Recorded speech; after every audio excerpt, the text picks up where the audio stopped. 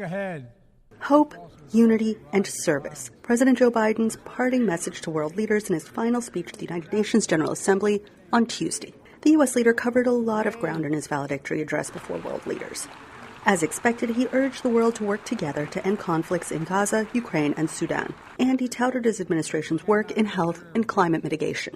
But it was this line, about his decision not to seek re-election, that garnered the most applause from the audience, which included leaders from the body's 193 member states. My fellow leaders, let us never forget, some things are more important than staying in power.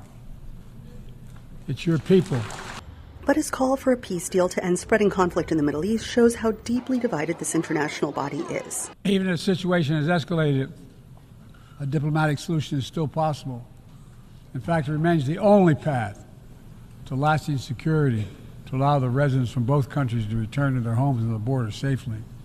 And that's what we're working tirelessly to achieve. But the conflict in Gaza, like the one in Ukraine, will likely not end with Biden's presidency, analysts say. I think the president is trying to toe the line that he's always towed, support for Israel, but really indicating also some sympathy and understanding of the plight in Gaza and some hope that it will be resolved, but not really being able to control the situation very directly.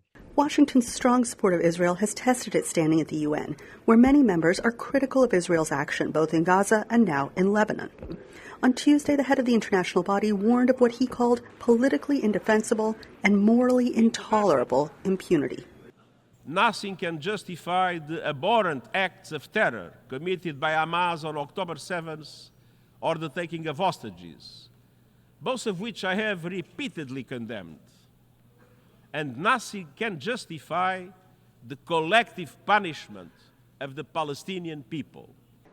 This annual event is a chance for the world's governments to discuss shared challenges and shared visions. The big question now, from Gaza to Ukraine to Sudan, what are they going to do about it? Anita, Powell, VOA News, New York.